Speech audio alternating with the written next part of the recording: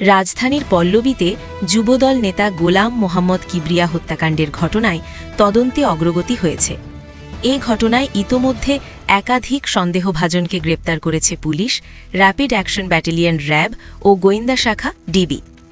আইন শৃঙ্খলা বাহিনী বলছে এটি একটি পরিকল্পিত ও টার্গেট কিলিং এবং ঘটনার পেছনের মূল কারণ উদ্ঘাটনে তদন্ত জোরদার করা হয়েছে।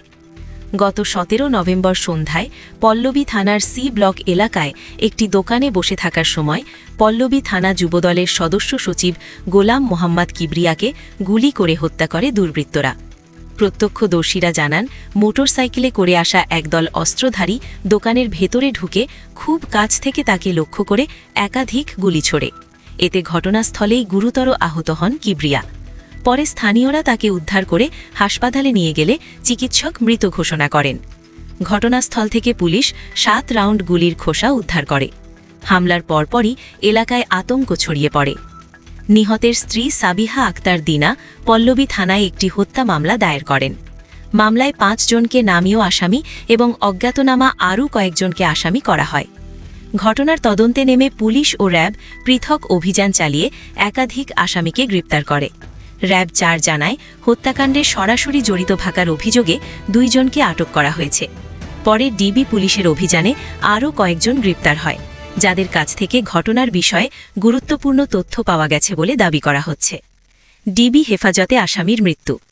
এ মামলায় গ্রেপ্তারকৃত এক আসামি ডিবি হেফাজতে অসুস্থ হয়ে মারা যায়। পুলিশ জানায়, হঠাৎ শারীরিক অবস্থার অবনতি হলে তাকে হাসপাতালে নেওয়া হয়। সেখানে চিকিৎসক মৃত ঘোষণা করেন। ঘটনাটি খতিয়ে দেখতে পুলিশ একটি তদন্ত কমিটি গঠন করেছে। ঢাকা মেট্রোপলিটন পুলিশের কর্মকর্তারা জানান, সিসিটিভি ফুটেজ বিশ্লেষণ করে হামলাকারীদের চলাচলের গতিপথ শনাক্ত করা হয়েছে। হত্যাকাণ্ডের পেছনে ব্যক্তিগত বিরোধ, রাজনৈতিক দ্বন্দ্ব অথবা আধিপত্য বিস্তারের কারণ রয়েছে কিনা সব দিক বিবেচনায় নিয়ে তদন্ত চলছে।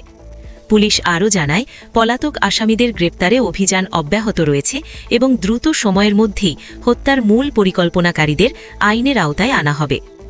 গোলাম মোহাম্মদ কিবরিয়া হত্যাকাণ্ডের ঘটনায় স্থানীয় রাজনৈতিক অঙ্গনে তীব্র প্রতিক্রিয়া সৃষ্টি হয়েছে। বিভিন্ন রাজনৈতিক সংগঠন এ হত্যাকাণ্ডের নিন্দা জানিয়ে দোষীদের দ্রুত গ্রেপ্তার ও দৃষ্টান্তমূলক শাস্তির দাবি জানিয়েছে।